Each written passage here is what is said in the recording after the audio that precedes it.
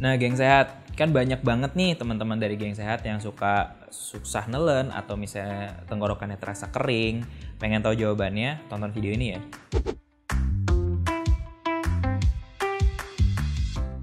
Halo geng sehat, ketemu lagi sama saya Dr. Daniel Bramantio. Kalau kalian nggak pengen ketinggalan tentang informasi kesehatan dari channel gue sehat, jangan lupa subscribe sama nyalain loncengnya ya.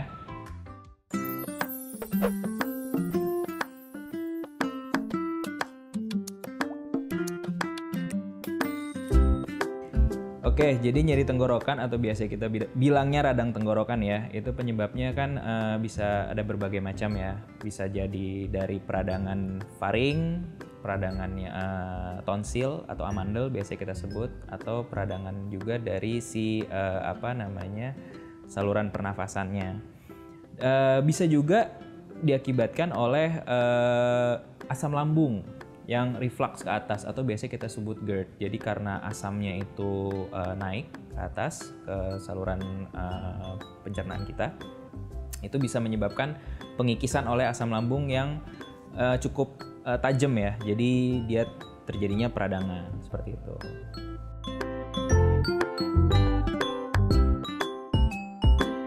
Sebenarnya kalau kurang minum sih tidak terlalu bisa menjadi penyebab radang tenggorokan ya. Biasanya kan kalau orang kurang minum biasanya rasanya gatal atau kering aja, otomatis dia minum dan hilang normal lagi gitu. Tapi kalau radang itu biasanya diakibatkan oleh bakteri atau virus. Jadi dia bisa cukup mengganggu dan bertahan tidak hilang jika kita minum gitu. Jadi bisa berhari-hari, bahkan kalau cukup mengganggu ya bisa beberapa minggu gitu.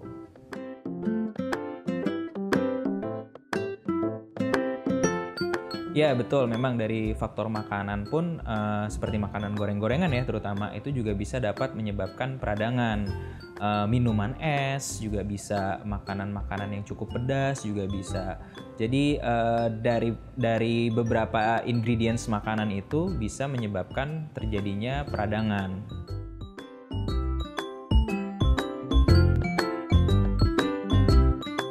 Biasanya gejala-gejala pada peradangan itu atau sakit tenggorokan yang pasti terutama saat menelan ya. Menelan itu rasanya tidak nyaman sekali, rasa yang nyeri, gatal, lalu juga kering tenggorokannya, dan juga biasanya disertai adanya lendir-lendir yang terbentuk di tenggorokan sehingga kita sering ingin berusaha membuang lendir tersebut, seperti itu.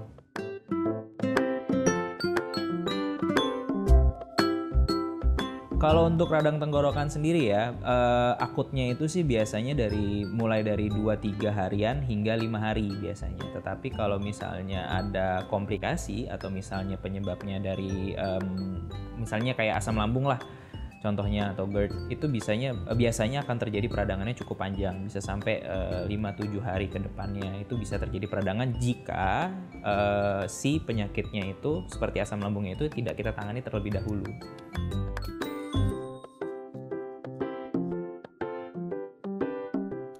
Tentu saja kalau misalnya ditangani lebih lanjut lagi dengan pengobatan, lalu juga kita menjaga pola makan dan minum kita, harusnya itu bisa disembuhkan lebih cepat dan lebih baik kembali.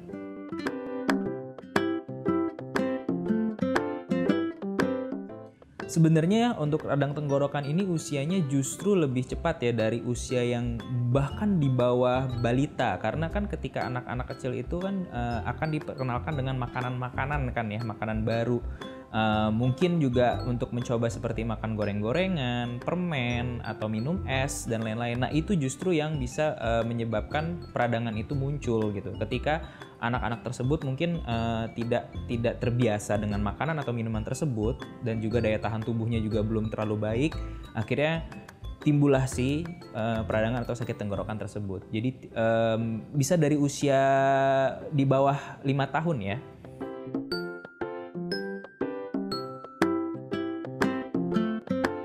Jadi kalau untuk nyeri tenggorokan yang cukup berkepanjangan ya, memang ada beberapa seperti yang tadi saya sebutkan ya, mungkin penyakit asam lambung, GERD, lalu juga mungkin ada permasalahan seperti infeksi pada peradangan amandel ya, tonsil. Jadi itu bisa sering berulang karena ada efek infeksi yang cukup panjang di daerah pernafasan kita atau juga saluran cerna kita gitu.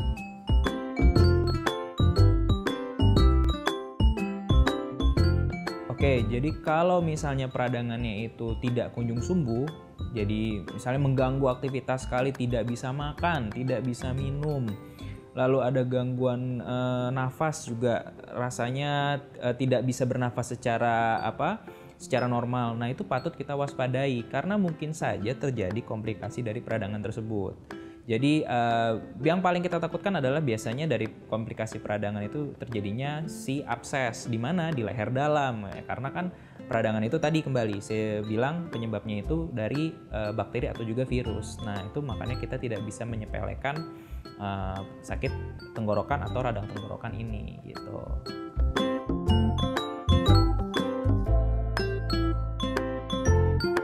Yang jelas sih paling utama ya untuk menghindari peradangan adalah jaga pola makan dan pola minum kita. Jadi tidak boleh terlalu banyak makan makanan gorengan atau makanan yang tinggi seperti garam atau MSG, karena itu bisa menyebabkan peradangan ya, atau makanan-makanan kemasan ya kayak semacam ciki-cikian seperti itu, dan juga minuman bersoda atau minuman-minuman kaleng ya berkemasan yang mempunyai kimiawi gitu, juga itu harus kita kurangi karena itu potensi membentuk radang tenggorokan itu cukup tinggi, terutama minuman-minuman yang super manis. Nah, itu juga bisa menyebabkan peradangan seperti itu.